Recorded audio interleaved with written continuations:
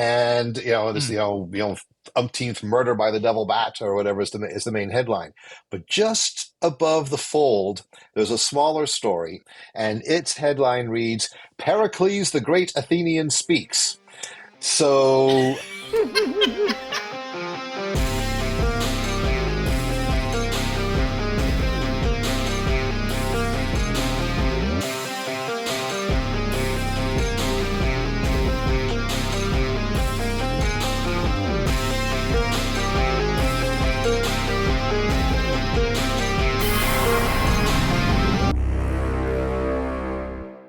Hello, and welcome to the Skiffy and Fantasy Show's Torture Cinema.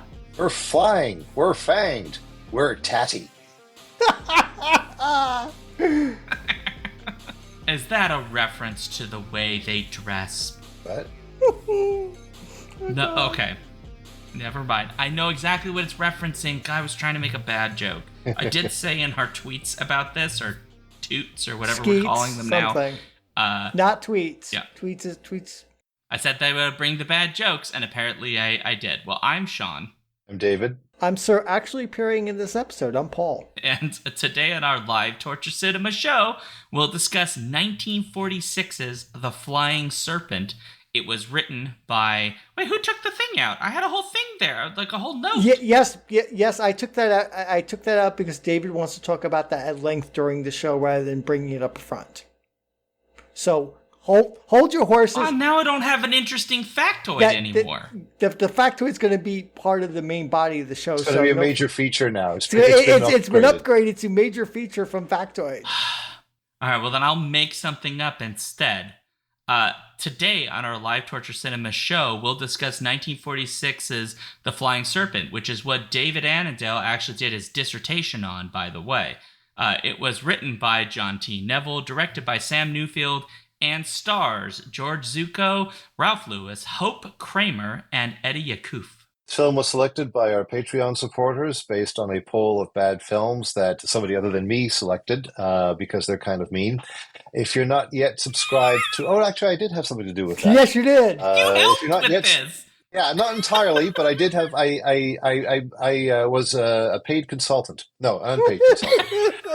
Definitely not paid. We have no money. Yeah.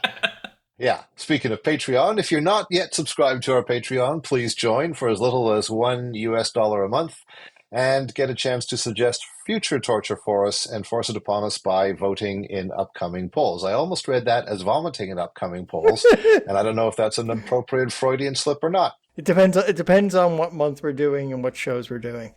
Trust me. Anyway, speaking of that Patreon, we have a special continuing challenge still going on. When our Patreon gets up to $150 per month, that's $150 US, we'll do for our sins a special Torture Cinema show on 2019's Cats, a film that gives this entire cast nightmares even if we've never seen it. So if you want us to do a Torture Cinema episode on Cats, tell folks about this show and review us wherever you get your podcasts, because word of mouth is the only way fan-run podcasts really get any traction, and we need your help to find new ears for our ridiculous show. God help us all. We'll note, just out of kindness, that Configuration Queen and Lenny are in chat for our live show, and everyone can come here to Twitch and watch this happen live. You can see how the sausage is made, tatty or not. Or is it stuffing? So, since we're doing this the day after Thanksgiving, we see how the stuffing is made, maybe rather than sausage. It's long. Okay, well, that's fair enough. I'm trying to keep in theme with the season. It's the reason for the season. It is amusing because this is definitely not coming out anytime near Thanksgiving. So no, but so behind, Paul. No. Well, it is time to get to what we're drinking, as is important, and that we should mention, both because we're on Twitch and they have very strict rules, and because we think it's important for people to be safe. If you imbibe of the alcoholic variety, please drink responsibly. Do not drink and drive. Do not overconsume. If you have a problem, seek help. If you don't have a problem, stay inside and enjoy chips or whatever you would like. Watch the game. Chill out, enjoy life. Please drink responsibly at all times. Period. End of discussion. So, with that in mind, David, what beverage are you drinking? I am so excited about doing this movie that I have especially put on my George Zuko t-shirt, and I'm drinking absinthe. You're drinking Absinthe, absinthe? really? What? Wait, what kind of absinthe? Like good absinthe? Yeah, good absinthe. Yeah, yeah. It's even got the Oh wormwood in it. wow, so it's not, is it not green? Yeah, it's kind of a sort of a Oh, yellowy it's green. good then. You got good stuff. It's in a little Van Gogh shot glass. It's just a tall, thin, skinny shot glass. Full of absinthe. Look at you It did go. it did look like a bottle, and it's got a skull. That's Oh boy. amazing. Excellent. This might be the classiest and most literary focused drink anyone's ever had on Church or Cinema ever. Very possibly. Okay, so I'm having a beverage. I don't really have a lot of alcohol at the moment. We cleared it out when I moved, and I haven't really restocked because I don't have anywhere to keep it all that is safe from a child. So I was going to make something themed, and then I sort of kind of did, and then realized it didn't have almost anything for it. So I just made some sort of hot chocolate concoction. So it has hot chocolate mix, Kahlua, salted caramel Kahlua, BT dubs, some rum, and a little bit of peppermint schnapps with oat milk. That is all mixed together. It is quite tasty. I don't know what to call it, like discount mudslide or something. I don't know what. It tastes Iowa nice. mudslide. Slurry. Iowa mudslide. There It's you an go. Iowa I'd mudslide. named There it we for- go. Iowa mudslide. What about you, Paul? What beverage are you drinking? I have a can of bubbly sparkling water, coconut pineapple flavored. Pineapple flavor with other natural flavors. Actually, Configuration Queen is the person who turned me on to bubbly. Oh, is it bubbly? Okay. Me too. Yep. Paul, you will be happy to know my wife really loves root beer. Yes! Yes! So every time we go to a brewery and they have on tap any root beer, she just wants that immediately. I love your wife. There you go. In a platonic, friendly, Trust me, non-sexual Paul, way. I was not in any way threatened. Your wife would probably kick my ass. I've met your wife, so I'm not going to get her. She can be angry at scary me. when she needs to be. Yes, she can. She really can. It's wild. Well, okay.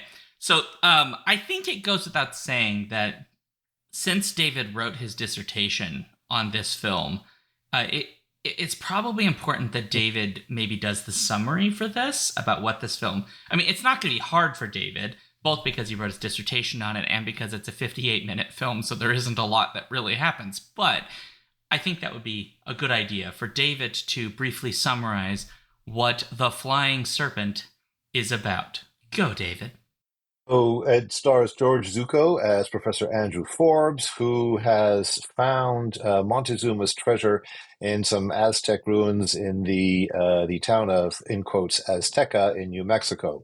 This treasure is also protected by the flying serpent of the title, Quetzalcoatl, and Andrew Forbes, being played by George Zuko, is therefore absolutely psychotic and it will kill anyone who might even indirectly bring people to within 100 miles of his treasure. And he does this by taking one of Quetzalcoatl's feathers, putting it on their person, and then Quetzalcoatl will fly down a wire and suck all their blood.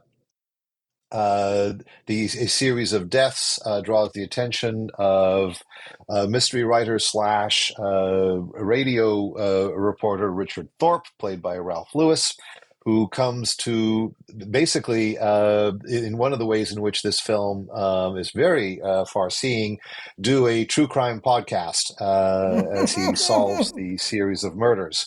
This is Andrew Forbes' life is complicated by his stepdaughter starting to fall for Richard. Her name is Mary. She's played by Hope Kramer. And so he sets about trying to plant one of those feathers on Richard, but the feathers keep winding up with the wrong person, and he keeps killing more and more people. Usually, not necessarily the ones he wanted to kill, and so it goes. Yeah, I think that covers it. That covers it very well. Very well. Well, with that in mind, I think we now need to get to our likes and dislikes about this kind of ridiculous film. I think it'd be fair to say, and we almost always do likes first anyway, but this is a film where the dislikes are probably going to be the meatiest, I suspect.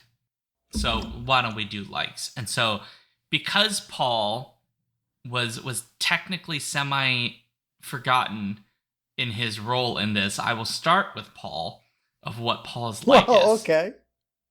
Out of love and respect for Paul.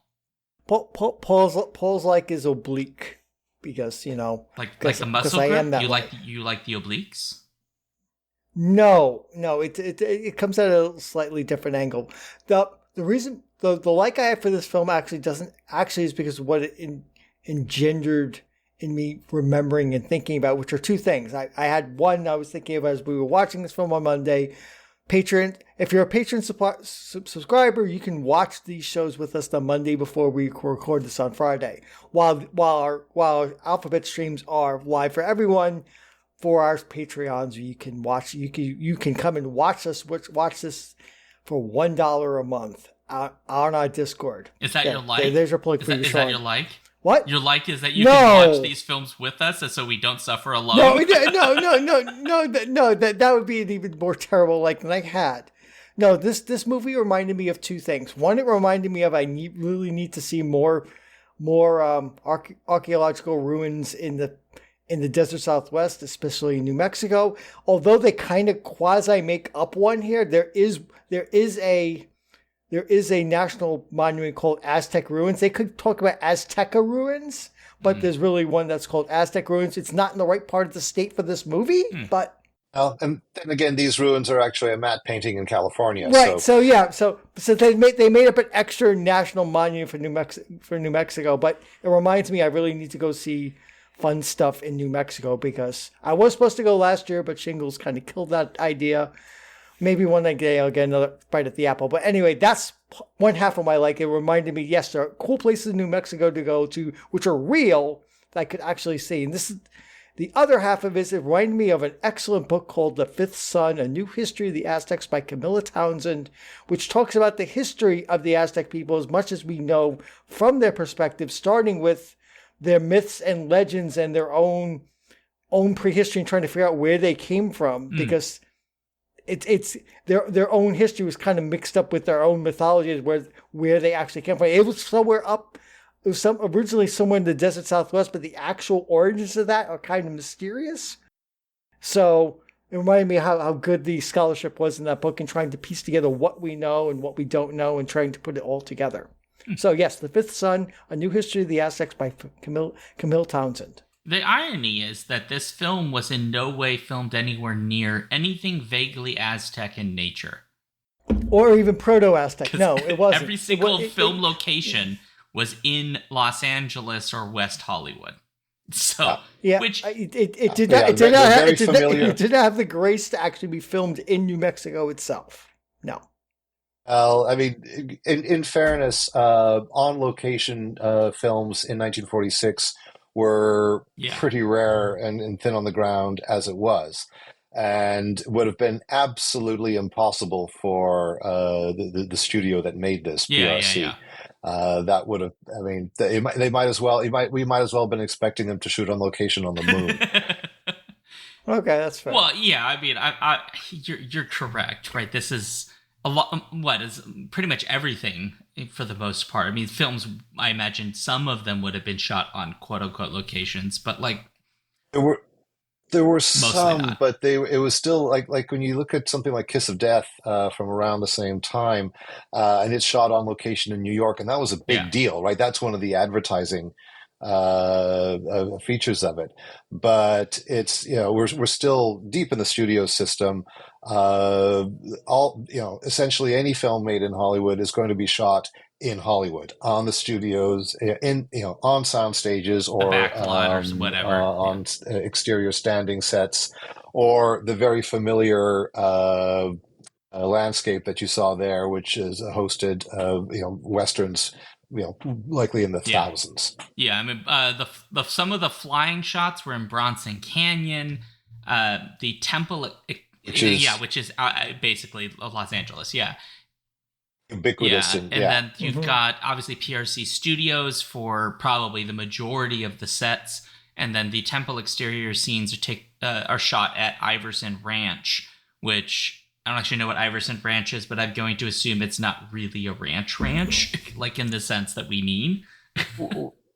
Well, it'd be like probably like the kind of thing where I mean, probably the most infamous Hollywood ranch is was it Spawn Ranch, right? Which where the Manson family set up shop. But there were all these ranches that were used, to kind of rent themselves out as locations for Hollywood films. So they were, ranches in that sense, rather than the actual working cattle Oh, ranch. so so IMDb should have labeled it properly as probably the Iverson Location Movie Ranch, which is probably where a lot of westerns were shot. That's what I'm gonna guess. There is a blogspot page. I don't know how legitimate it is, but it says this is a blog about the Iverson Movie Ranch, which has is circa 2010 link infrastructure. I'll just say, but lots and Oh lots of Lord. information about like Star Trek episodes shot there, westerns, all kinds of stuff. Yeah, Oh yeah, yeah, that would make a lot of sense. I Yeah. mean that's really cool. I'm also very very film nerdy. Oh. Oh, So what? in chat, Lorraine is asking about the rocks in Star Trek. That's Which rocks? You I know mean the that one where he place. builds a rudimentary lathe? But yes, the one where he kills where he fights the guard. Oh right, right that set outside of Los Angeles. I can't think of the name of it offhand. I know exactly. And there's a very famous set of rocks that shows up in every The Western. Vasquez Rocks in Southern California. That's it. That's Yeah. it. Yeah. You can find this on the Wikipedia Which page. I'll just also note it's play just buried on the wiki page. those rocks also play the role of Tibet in Werewolf of London. See, this is why you should be on the show more often, David. You give us all these fun facts. Although, like on the one hand, it's a little ridiculous. So, like, oh, we're in Aztec land, and like, oh, we're filming on like sets we've designed, and like we put up some like hole in a rock thing so that you can go inside the like secret temple or whatever. But on the other hand, it's like, yeah, but like if you think about the economics of like flying a whole film crew to some, far off land to film in a real place, like that's even in 1946 is not exactly that easy to do. And then you just think like, well, but this is not that many years removed from like the height of the silent film era when they're building some of the most absurdly lavish sets. Like, isn't there, David, you might know this. There's like a silent film where they like attempt to recreate Babylon and like the Well, gates of Babylon. Yeah. Intolerance. yeah. Intolerance. And you get to see that set burn in Gone with the Wind when they do the burning of Atlanta. That's Yeah, bananas. That was part of it. there was a Cleopatra version they built like in the sands northwest of Los Angeles. It got buried in the sands. Yeah. Well, and I mean, yeah, but also we're talking about the difference in Yeah. scale, right? Because I mean, you look at and we'll get to some of this perhaps in more detail later, but uh, this is a film that's produced by PRC, the Producers Releasing Corporation, which was pretty much the lowest of the low of the Poverty Row studios. And so these were movies that were made in a matter of days. And so and then at the other end of the scale, you've got the big five studios, right? Paramount, 20th Century Fox, Warner Brothers, MGM, and RKO. And you had the mini majors that were Universal and United Artists.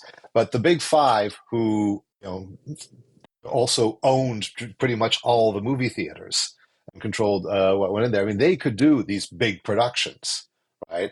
So around the same time as the Flying Serpent, you're going to get Duel in the Sun, which was a monumentally huge Western epic with derailing trains and one of the most over the top shootouts at the end where Jennifer Jones and Gregory Peck slowly shoot each other to pieces and then die orgasmically in each other's arms, right? And over this incredible landscape.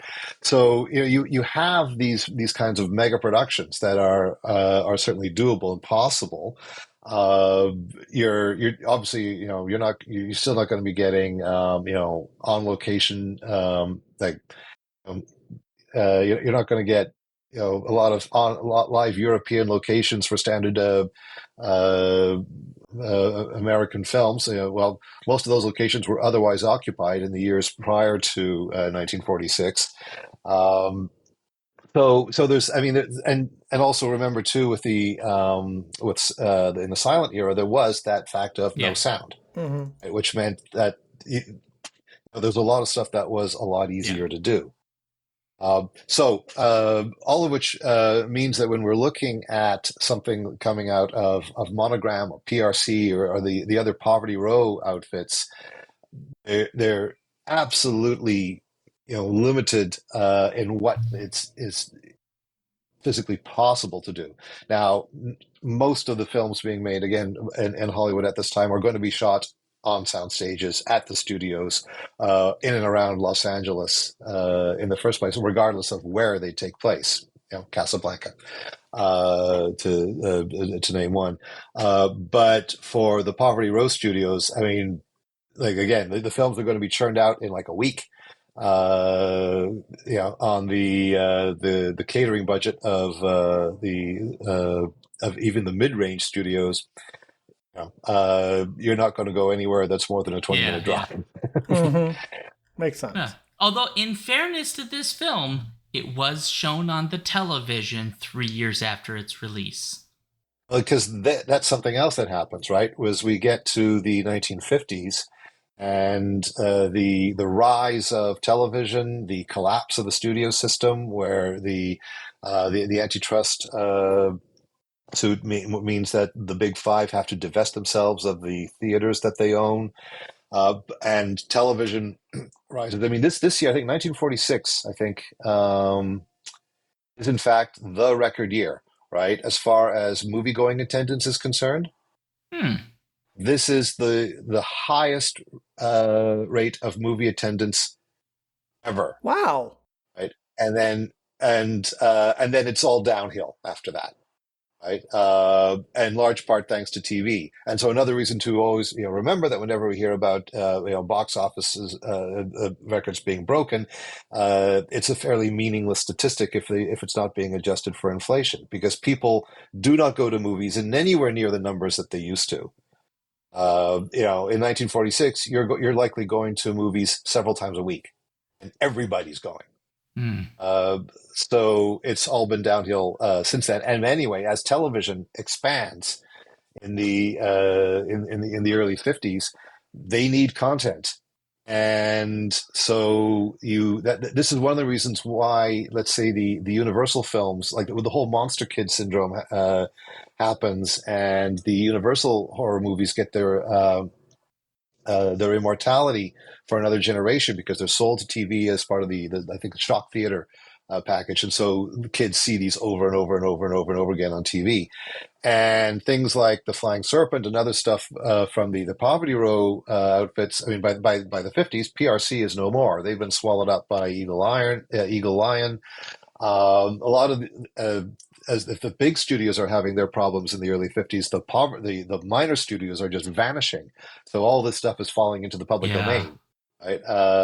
And so this is very cheap stuff to show. So that's why the Little Rascals and all these 30s westerns beyond counting and movies like this wind up on TV years and Where the years to hell did you follow. learn all this, David? Um, Did my dissertation Well, on the movie, remember? okay, yes. maybe listeners and watchers don't realize how steep David is and how knowledgeable he is and how he does it for a living. Well, yeah, besides writing he's a books. film scholar. Like, he knows his film. Exactly. So it's Yeah. like maybe listeners and watchers don't know that because it's been a while since they've been on. It's been a minute since they've been on the show, so it bears witness that this is David's kung fu. It is strong. Yeah, but like usually David's nice enough to like make it so that I don't seem like an idiot. And this is one of those moments where like I say some one little minor comment and he gives like a freaking lecture, which is a great lecture. It's like pulling a cord on a. I mean, for a movie like this, it's like pulling a cord on a Cupid doll, right? So, yeah. You need me to shut up? No, Please no, let me I know. just need like a No, reading list, David. Like there's like amounts of knowledge that's a in your head. reading and watching I know, list. I know like little pieces of the story you just told, right? But like I don't, I could not spin that narrative that you just did. There's like no way I could be able to put all those and pieces together in like a narrative. I just I don't and, have the and knowledge. and now I want to know what David thinks of Hail Caesar, but that's a different movie and a different podcast. Should we get to David's like? We probably Okay, should. David, what's your like in this movie? Well, would it be surprising you to say that I don't know where to start? Oh no. But Unsurprised. just I mean, you put George Zuko in the movie, and I'm going to be overjoyed. So it's so fun to see him at any time. But I will say, just in general, that this movie embodies one of the things that I love so much about a lot of poverty horror movies, and in particular the ones to come out from PRC. So movies like the Flying Serpent, The Devil Bat, Dead Man Walk, the even at their tattiest and most threadbare budgeted situations, I find that the PRC horror films deliver the groceries. They, like, consider how this film begins. It basically says, "Oh, you came to see a flying serpent? Well, here it is immediately." Right? And bear in mind that the print we're watching is in absolutely shoddy condition. This, like a lot of the other films of this kind, are crying out for a proper restoration. So it wouldn't have looked as murky as it did to us if you saw it in 1946. So yeah, it's a cheesy looking monster, but notice that we get a lot of that monster, right? They're You not came to shy see a about him. Yeah. monster. Here it is, right? In 58 minutes, you're going to get this monster over and over and over again. Is now this is, I will certainly grant, one of the one of their lesser efforts, which I realize to some people might say that be a sentence a little bit saying this is one of Uwe Boll's lesser movies. Uh, but I mean, if you want to get an idea of just how good, how atmospheric, how striking the little offerings from PRC could be, I highly recommend watching Strangler of the Swamp, directed by Frank Wismar, or Edgar G. Ulmer's Mm. Bluebeard. Both of them, really, really good films. Strangler of the Swamp, one of the only instances, really, of a ghost showing up in American cinema. I mean, there weren't, by 1946, right? There were hardly any, and that's a really good one. And if just in terms of sheer entertainment value, if the Flying Serpent isn't up to its very obvious model, The Devil Bat, about which more later, it brings what it sets out to bring. Like, it is what it says on the tin, Hmm. Yeah. and as it delivers everything that it promises over the course of that 58 minutes. I've been watching. This is, as you can probably guess, not the first time I've watched this film. No. Nor the second. Ah. It's to be honest, when I sort of in the kind of joy per minute that a movie like this gives me, uh, if I had to choose between watching this or again, or say Infinity Wars, Flying Serpent would win every time. Uh, and so yeah, just in general terms, that the film gives us what it promised, and that's a really big like for me. Wow. Okay. Okay. It's kind of hard to follow that. I'm glad you had me go first, Sean.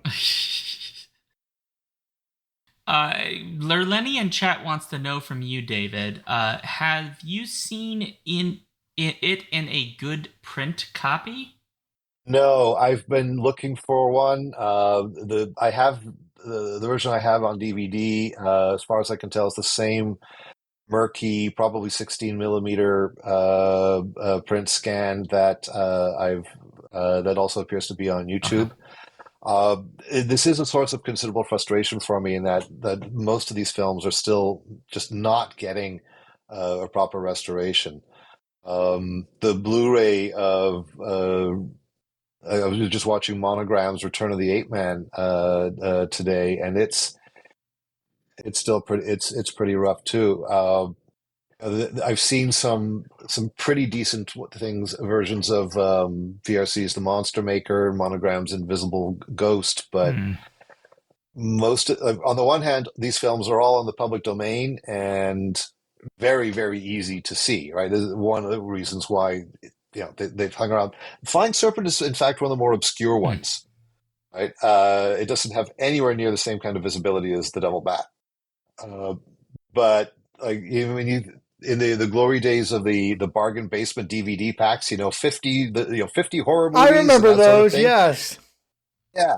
So you're guaranteed to get a bunch of Monogram and PRC Hmm. films, right? Huh. Like Devil Bat, Black Dragons, and Men Walk. They're all going to be there, and almost always in pretty crappy prints. So I'm hoping that the day isn't too far away where someone will give us a really nice restored box set.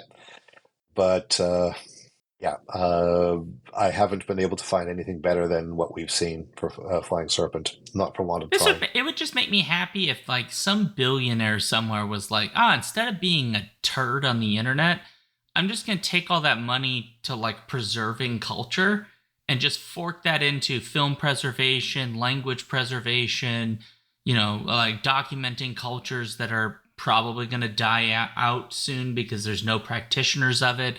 Like just like that's what I'm gonna use my money for, not like, trying to destroy the world because I just want to be richer, even though I can't possibly reasonably spend this money.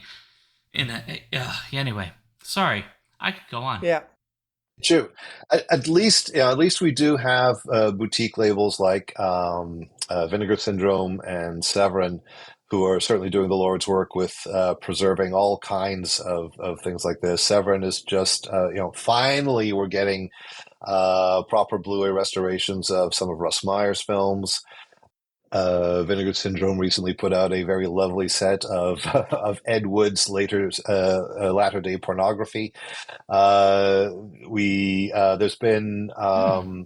a recent on Kickstarter. There was a successful campaign to do a restoration of the 1926 film The Bat.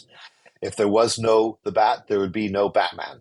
Um, so that that's one of the long term impacts of that film, and they've done a really really nice job. But it looks absolutely stunning. The 1927, I think it is, version of the gorilla has recently been rediscovered. That's been thought that was all my life that was thought lost, and now it's been found. So I'm hoping we get a nice restoration of that. So there are reasons for Hmm. hope that these films too will get that treatment. You know, uh, I mean, of course, it always depends on what materials survive, right? If there aren't any negatives, that's going to make it a lot harder. From Uh, Vinegar t- Syndrome, Oh, a new version of yeah, Existence. Existence. Nice. Yes, yeah, they yeah. did a new version this year, so it's like I had to have this. It's the first Nice. time I've actually heard of Vinegar Syndrome, but yeah, it's a really good addition.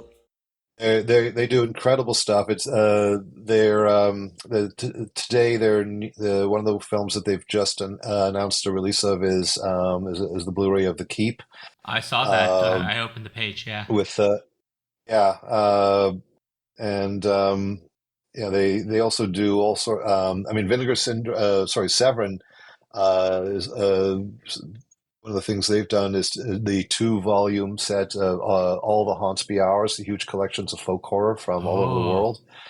And these are like graduate film courses in a box, right? You're going to get multiple commentary tracks, Hmm. often very lovely books with them. The complete Black Emmanuel run. I mean, the kinds of films that when they were initially released would have been seen as the lowest of the low are now getting these ultra deluxe Nice. packages from these places. and looking absolutely spectacular. Nice. So Vinegar Syndrome actually recently did The Cat Creeps, not the lost version, but one from the 40s. So they have started to venture into some older films Cool. as well. So you never know what might be down the pike with them. Nice. Oh man, I wish I had more money. Don't we all, Sean? Yeah, the Don't we next Yeah. year. all? Yeah.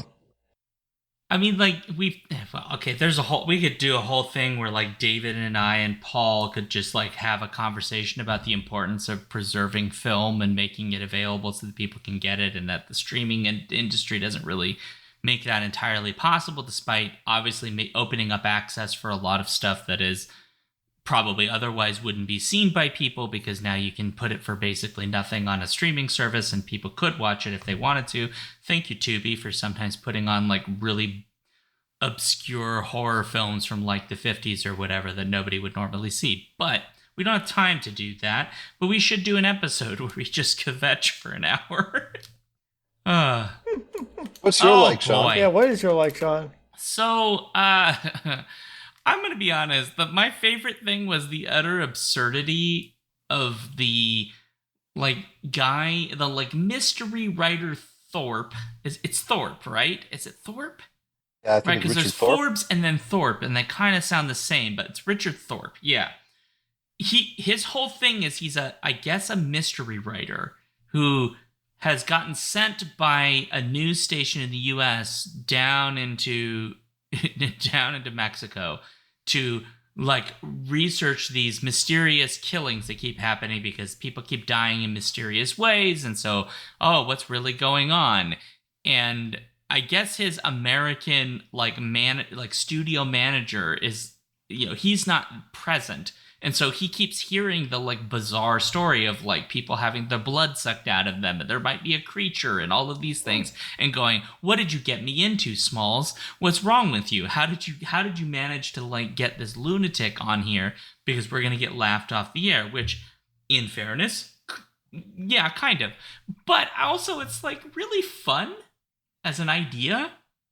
Of like, you send a guy in to do these reports where he's like doing inquisitions and all of these things to figure out Inquests, not Inquisition, Sean. inquestitions, whatever, and trying to figure out like what's really going on. And it's clear he has suspects in mind, and then things get like really heady. So there's like at the beginning, it's just like it's like monster mystery, right? Because we, as you pointed out, David, we see the monster. But later on, it becomes like a whodunit, essentially, which is kind of fun. Or how Yeah, or catch 'em? like a catch. Yeah, like exactly.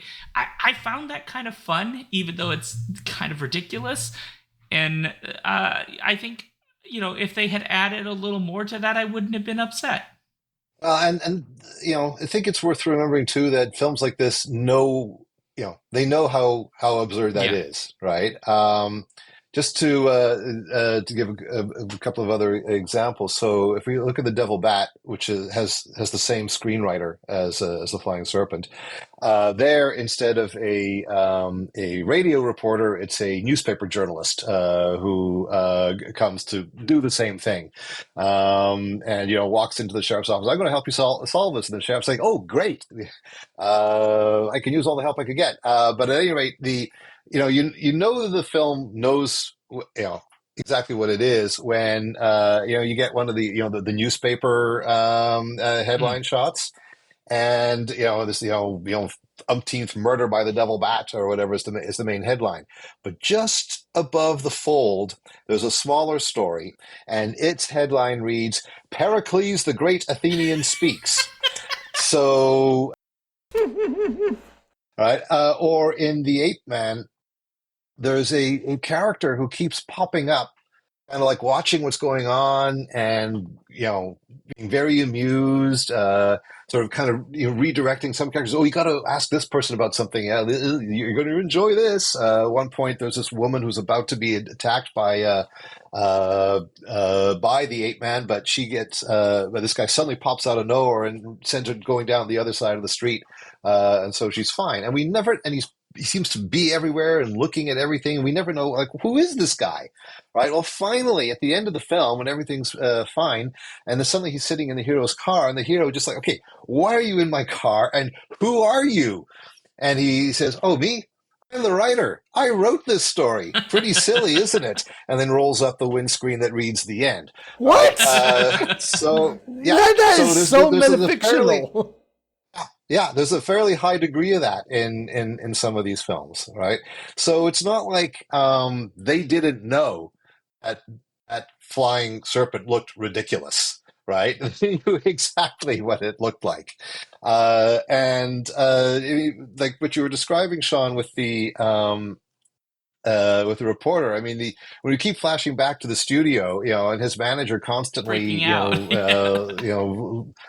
freaking out is like, this is we're going off the air and this and that, and it's but but also, yeah. Well, what about the treasure, right? I mean, I mean, humor and horror are their DNA is absolutely together they form the DNA of the horror film in many ways, and there is less the overt comic relief in The Flying Serpent than there are in a lot of other movies, especially in the 30s or the 20s. But nonetheless, it's there too, right? And the stuff that you're thinking, well, that's pretty funny. Yeah, it was meant to be.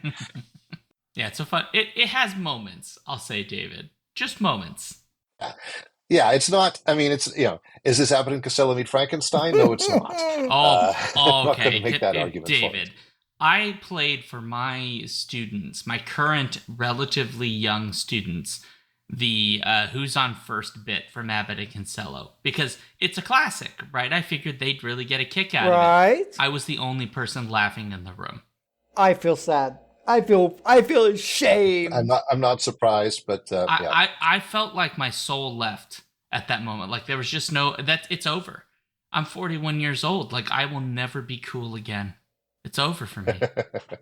How could you not like it? Like Who's on First? Like it's a great bit. It's great. Yeah. Anyway. Oh, yeah, no argument there, but yeah, no, I've had the same experience. It just reminds me that our society is slowly collapsing, and one day we'll just be amoeba again.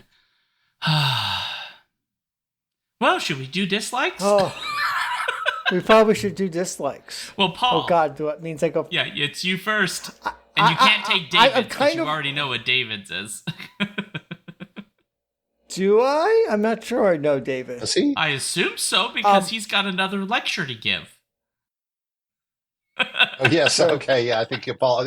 I think Sean knows what it is. Anyway. I mean, I feel bad about pouring scorn on this torture cinema movie because it's such a movie that David likes so much. But honestly, and for true, okay. So I'm going to give you the tag. First, I'll give you the tagline I was going to do if I was going to do the tagline for this episode, and that is, "As God is my witness, I knew that feathered serpents could fly." Which, of course, my WKRP reference. But anyway, so yeah, the feathered serpent, our Quetzalcoatl in this movie, it does fly. We do get to see a lot of it, but it doesn't look large enough to be a credible physical threat to anybody. I'm not even sure it could beat up a chihuahua, much less kill people again and again and again. I mean, what's the thing? The size of a large cat? I'm like, this is the giant threat? This is the monster? Are you kidding?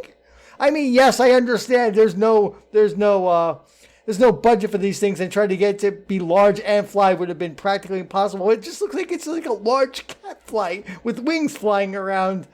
I mean, if they could have explained it, they could have added a little bit to the plot. Say it's venomous. Now, I didn't say poisonous, Sean, because I know better thanks to you. If it was venomous, that would make sense. Okay, the thing's venomous, it bites you, you die. That's fine. But it doesn't even go that far. It just apparently just attacks people and they suddenly die. It's like, no, I think I could beat this thing off, and I'm not a physically violent person.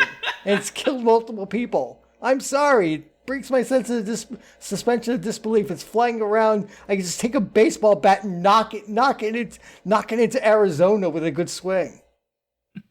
So that's my I dislike. mean, I'd have to say that I mean, you're not wrong, even though I'd probably put that as one of my likes. I mean, because they're so shameless in their use of it, right? Again, you want the monster. Here's the monster. Does it look like crap? Well, too bad, but here it is. I mean, it looks like it's just small. It looks crappy. It's just too small for what it's supposed to do. And they could have fixed it and say, oh yes, the feathered serpent's also venomous and the bite would be fatal. That plugs the hole and everything is fine. They could have done that, and I would have to find a different dislike. Not that it would be hard, but that would have taken it away. But otherwise, it's just a cat-sized reptile. It's not a reptile. It's got feathers. And my dislike will be relative. Well, cat-sized dinosaur descendant. Yes. Well, and this is the other way in which this film is very far-seeing, right? Because not only does it anticipate true crime podcasts, it also gives us dinosaurs with feathers. That's true. Come on. I mean, there were kind of thoughts about that way back when, but yes, even before the 1990s, but yes, it does kind of accidentally anticipate dinosaurs with feathers, as well as live true crime podcasts with inquests. And you're right about I mean, it does look so ridiculous. I mean, what really struck me this time around, as far as the monster are concerned, were I think two moments. One, which I think is really to your point, after our hero was shot and killed it, and we just see this little bundle of rags on the ground, and you have to expect him to give it a kick, right? But we just see it, but then. Conversely, there's that moment where we have the two guys, hiding in the cave behind the grill. Right. And that moment when it flies up to the grill, and it's really fast. It's a really short, really. There's a really quick cut, and it's sort of Tasmanian Devil style at the gate. And in that moment, right, it's a small one, but in that tiny moment, it actually comes across as threatening. Okay, I'll give you that. I'll give you that moment. That one moment, that attack actually, it seems like it could rough me up. Otherwise, no. We may only be talking about 12 frames in the film, but nonetheless. Otherwise, I am not afraid. But them trapped in the cave. Get with the girl and the thing coming at them. Okay, that was generally. Oh God, this thing could mess us up something. Yeah, What's your dislike, David? It's wild. Go ahead, Sharon. You're gonna say something. I just think weirdly enough, the model of Quetzalcoatl in this, it's such as it is. It's not really Quetzalcoatl. It's just like a feathered serpent monster thing / dinosaur, but. Weirdly enough, that was the thing that did not bother me that much. Normally, I'd be rather annoyed. You're telling me it's a serpent, it's a lizard, all of these things, and you would think there'd be a rant coming. But yet, every time they showed it, I was like, well, thank goodness this is in black and white, because I see almost nothing, and so it kind of just works as being mysterious, and being, the moment when we finally see it, outside flying around, it's like, okay, yeah, it's a little small, it's not really much of a threat, but also, I'm kind of okay with it because I don't expect this to be the budget just isn't. It's very clear the budget's shoestring, right? It's not a big budget, so I'm like, oh, they did kind of well with no money, and so I'm not upset by it. I don't know why. Other films we've watched of they spent 150 grand and they made a tree monster that barely moves, and I'm like, okay, well, you could have done a little better job there. But in this one, I'm just kind of nah, I'm fine.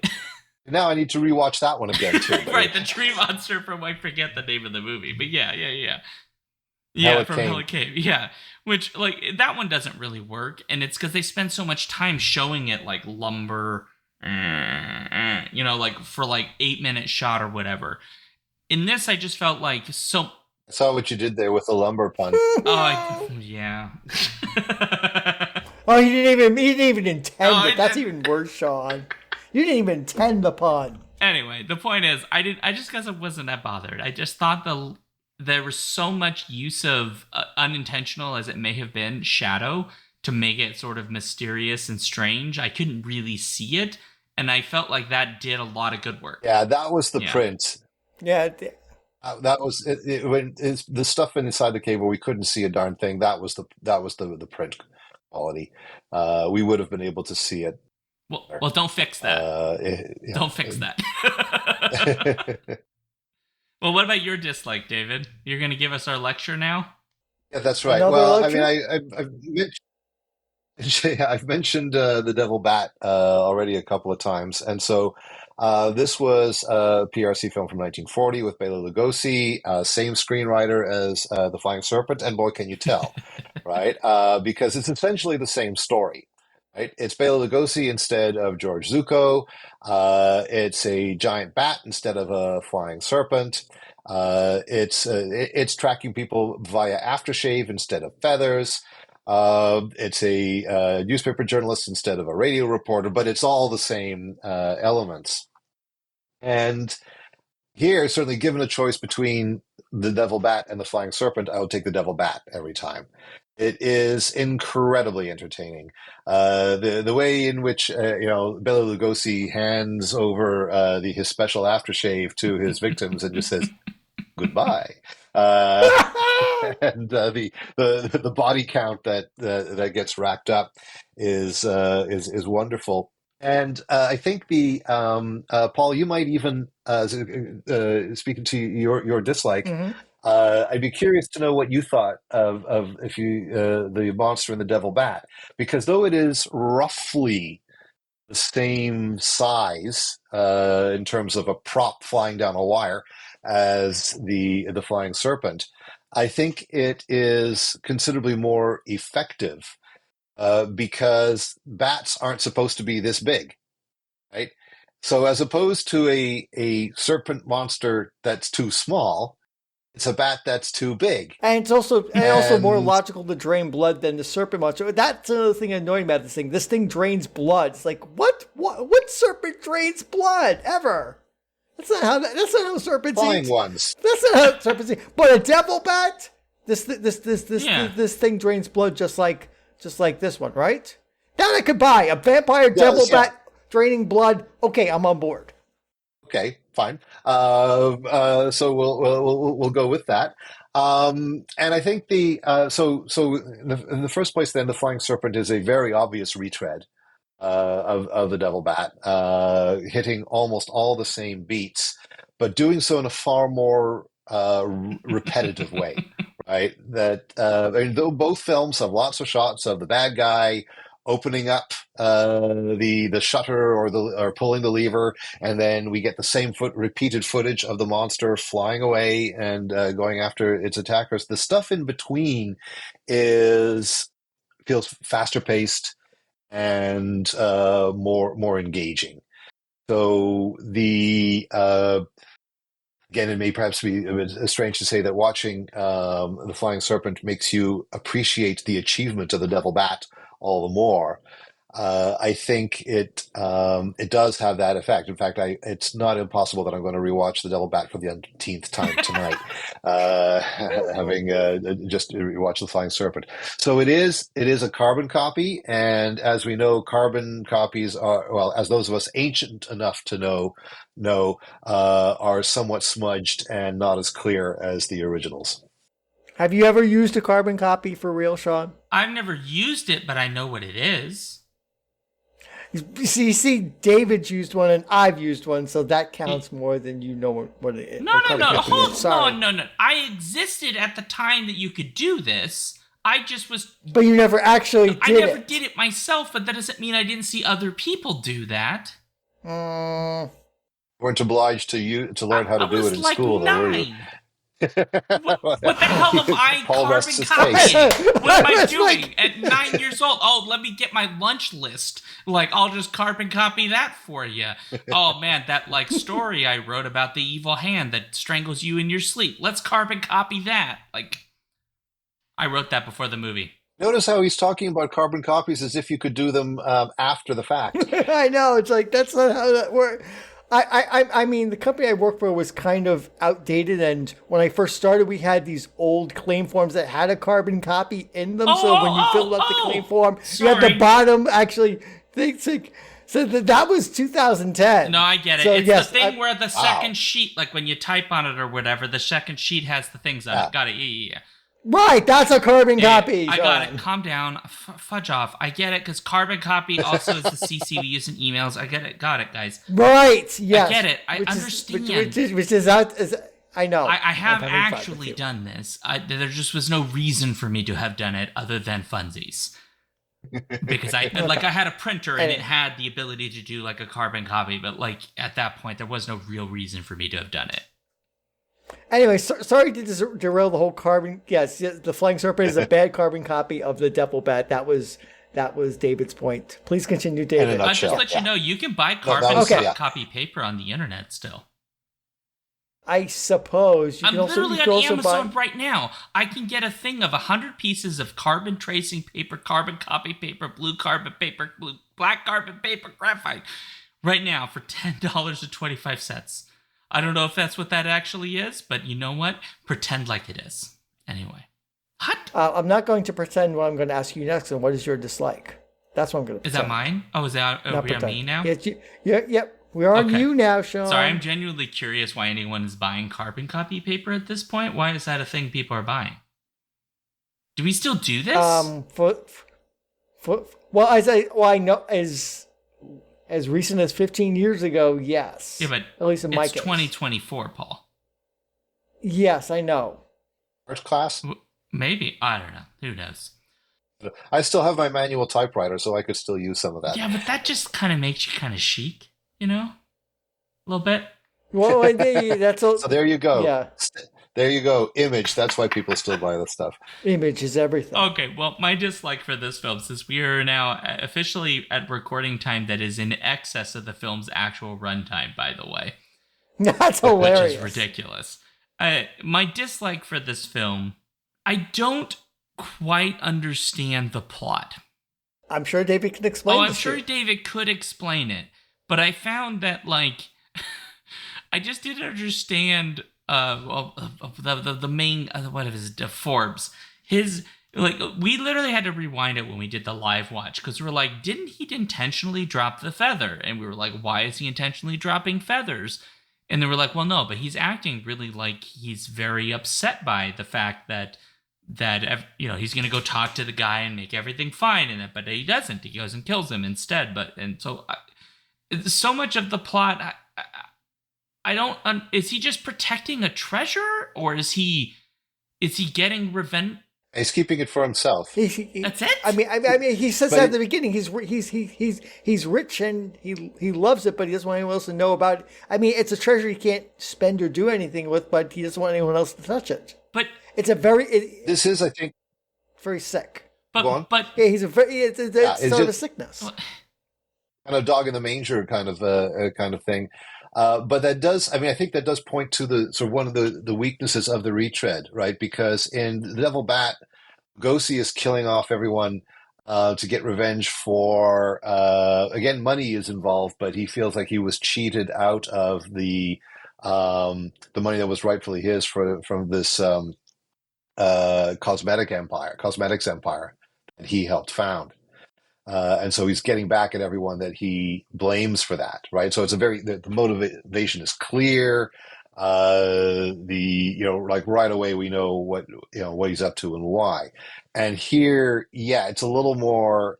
I mean, for instance, I think to your point, Sean, when for the opening murder. Now, because it's George Zucco, I mean, he's up to no good, right? I mean, it's that's his thing. Probably his highest profile role, or one of his higher profile roles at a major studio, was as Professor Moriarty in the second Basil Rathbone Sherlock Holmes film, The Adventures of Sherlock Holmes. But anyway, he like Bela Lugosi, he's almost. You're going to assume he's a villain unless shown proven otherwise. In that first murder, he's his pretending to be nicey nice is an obvious pretense. The problem is that it's not clear why killing this guy is going to help keep people away, since the article's already been published.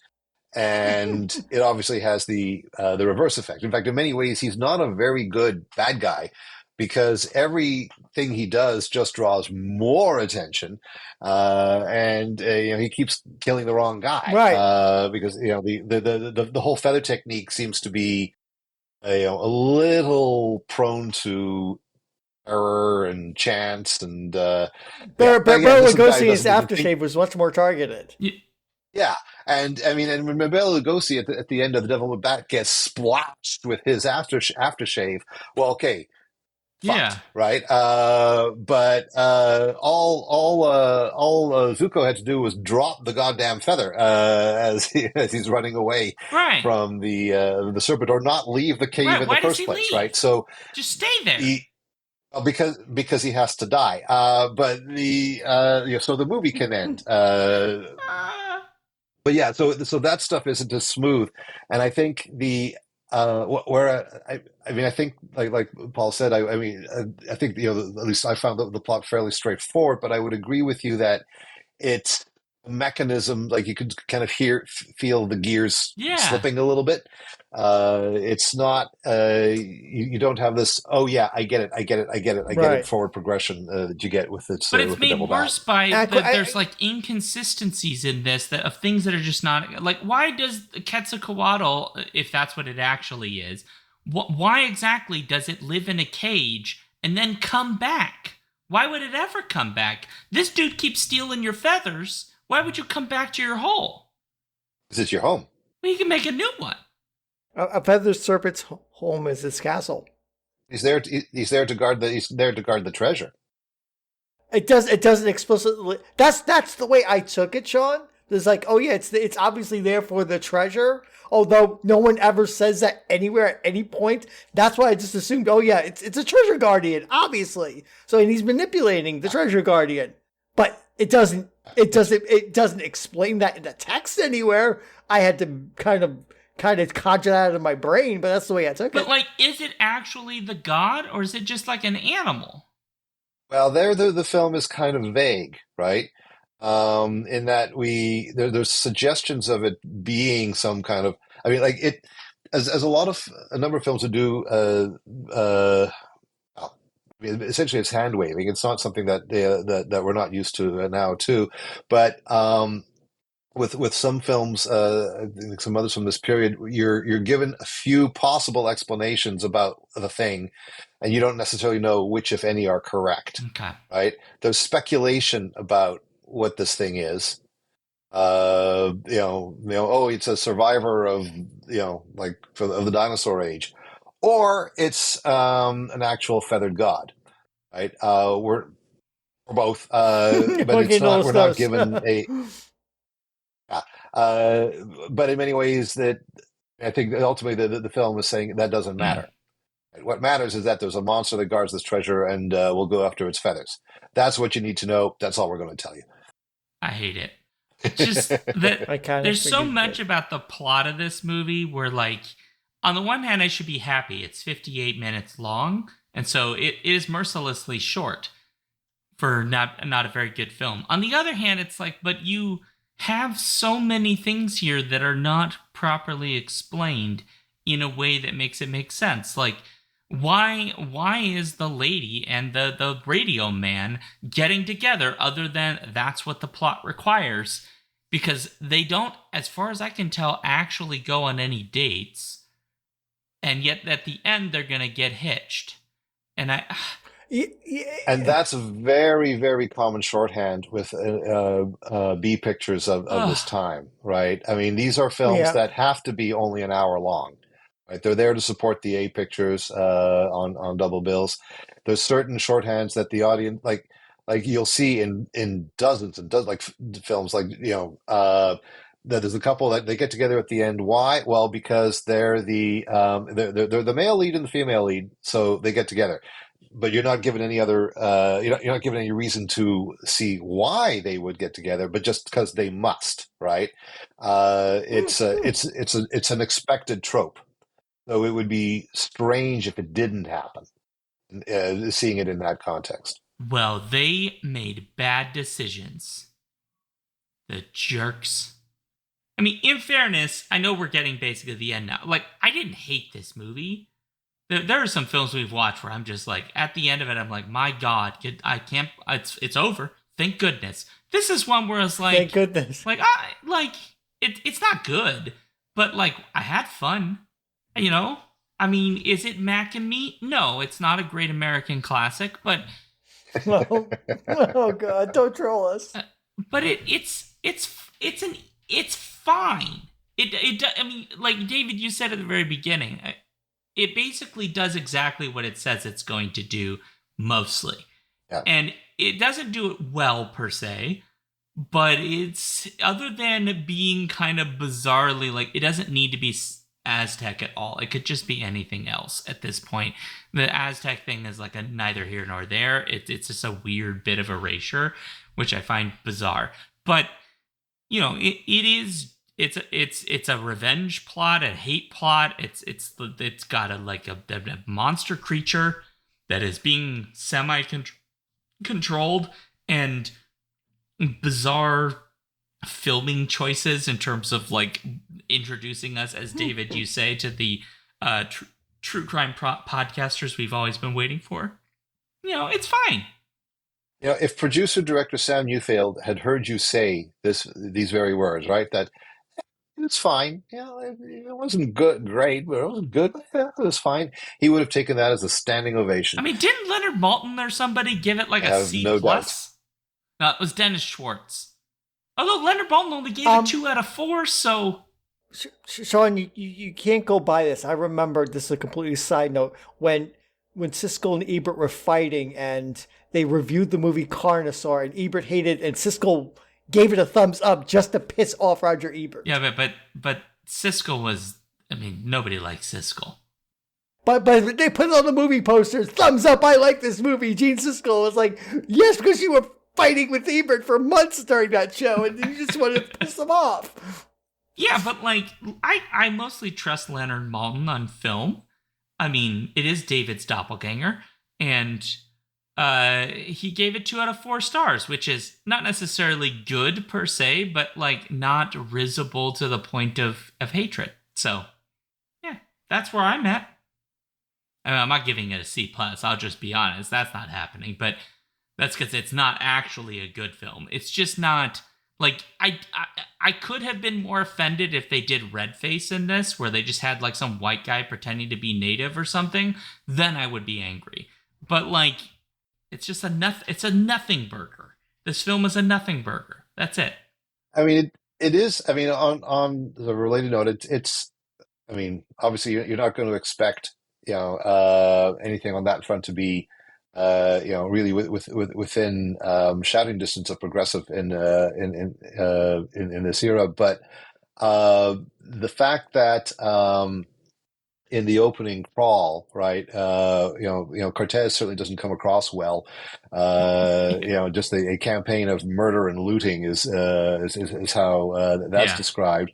And though and then what do we have in what follows is you know our central character, you know, the absolutely rapacious white man who will stop at nothing, including multiple murder, to keep a treasure that he's never going to do anything with.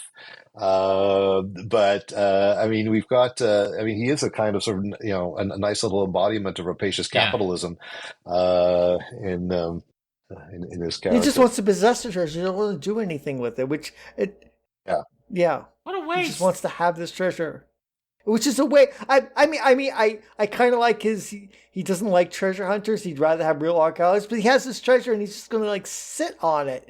And he's proud of the fact. Oh yes, I'm rich, but nobody knows or cares, and you don't do anything with it or show these treasures to the outside world, or He doesn't even seem interested what in worth is it? archaeology. He just like discovered it and then stopped. Like at least the like ornithologist guy. well, basically, Yeah.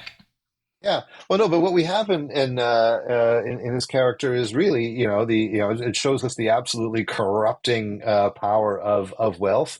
That really, this film could stand side by side with the Treasure of the Sierra Madre in its portrayal of same. Just happens a lot faster, like before the opening credits.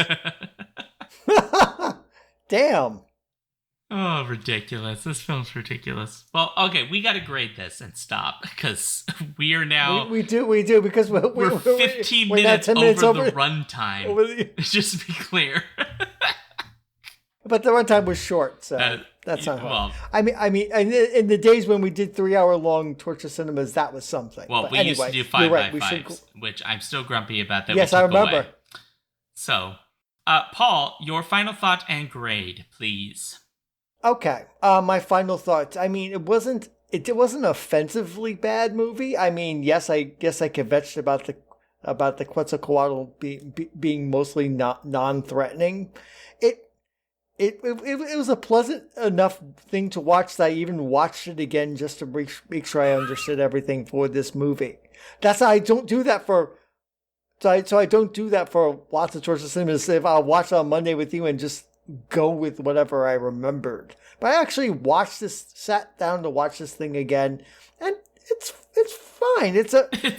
This is a B movie to support an A movie in a double bill, and it does that.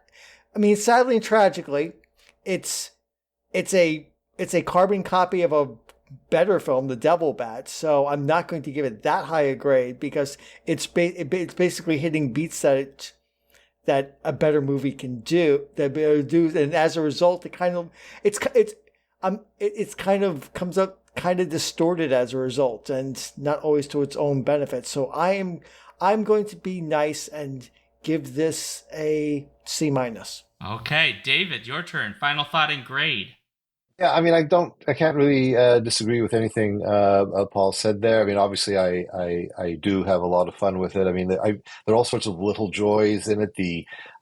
Just the constant deployment of that matte painting, which I find does just a really nice. But it instantly gives me a sense of, okay, I'm in this place, right? It conjures the illusion, I think, of where it's taking place. It doesn't feel like Bronson Canyon. My suspension of disbelief, boing, is hoisted high, and I'm in Azteca. But yeah, it's not The Devil Bat, which I urge anyone within the sound of my voice to go see. It is also nowhere near PRC's like the duels in PRC's Horror Crown, Strangler of the Swamp, and Bluebeard, where it's amazing how even less realistic matte paintings are able to conjure a sense of Paris out of nothing. So it's not up to those, but it does do what it promises because it is so obviously The Devil Bat and very much lesser than it. I have to rank it lower than that. I quite honestly, I'm bouncing back and forth between a C plus and a B minus. Jesus. With a gun to my head, I mean, I can't help but smile every time I think about the ridiculous mechanical flapping of Quetzalcoatl when off he goes. So I'm going to settle on a B minus. Okay. Wow. Okay. Well, it comes to me. Comes to you, Sean. I would agree with David that the matte paintings do a good job of immediately setting the suspension of disbelief aside, and that I come crashing back to reality when I realize I'm in a place where it's suspiciously only white people, which I find bizarre because even the people that work in the local government are all white people, and I don't understand what's going on. So I have this weird being pulled in two completely different directions where the matte painting does such great work and I can believe that I'm not in Bronson Canyon or wherever. But then on the other hand, I'm sitting here going, but why is everyone white? And I don't have an answer. It's very strange. But I think it's very clear. I don't hate this film. It's not good. It's kind of ridiculous and dumb, but it does a lot of really silly things that I just find kind of fun.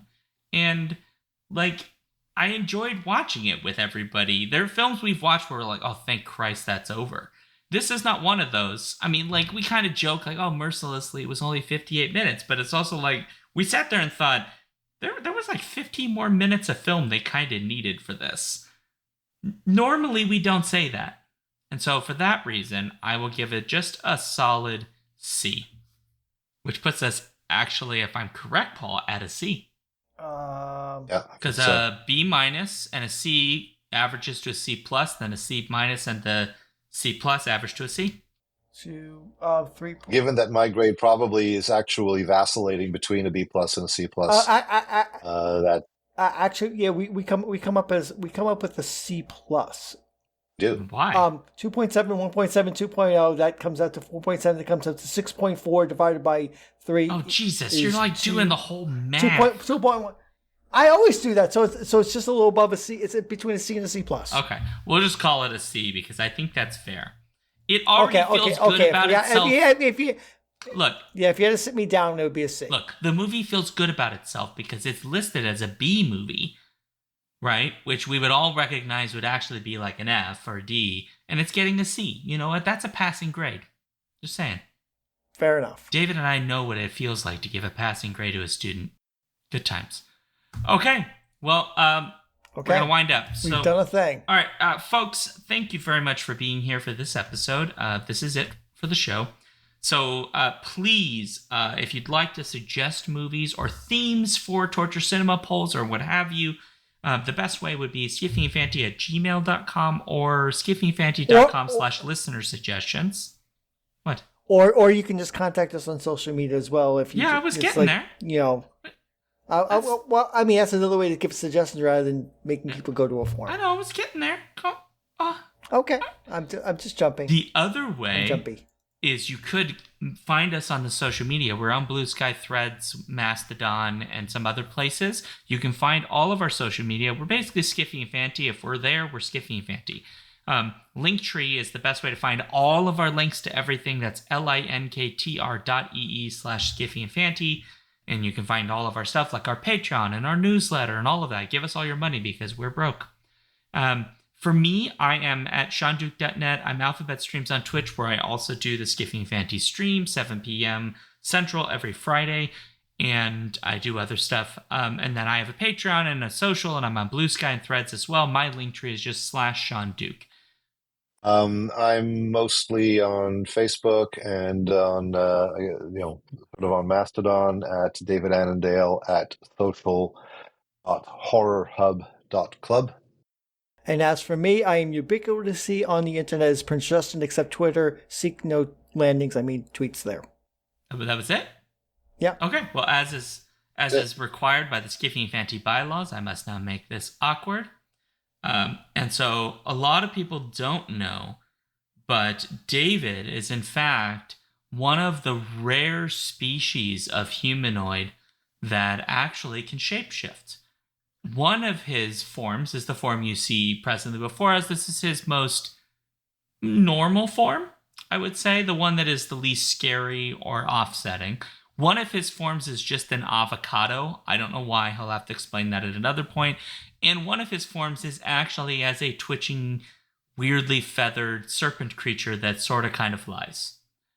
Goes with the being in two places. Exactly. Yeah. It does, apparently. Yeah. So when you see an avocado in the store, it could be David. So be careful. Like they used to say, don't step on it. It might be Lon Chaney. And on that note, awkward ending and scene. Okay. Stay frosty.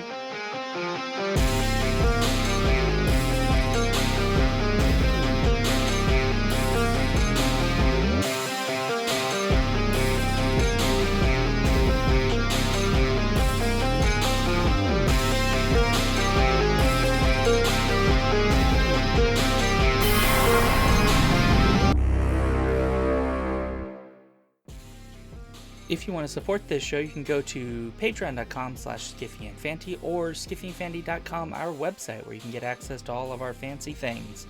Our music comes from Holy Mole. You can support him and his work at patreon.com/holymole. Thank you for listening.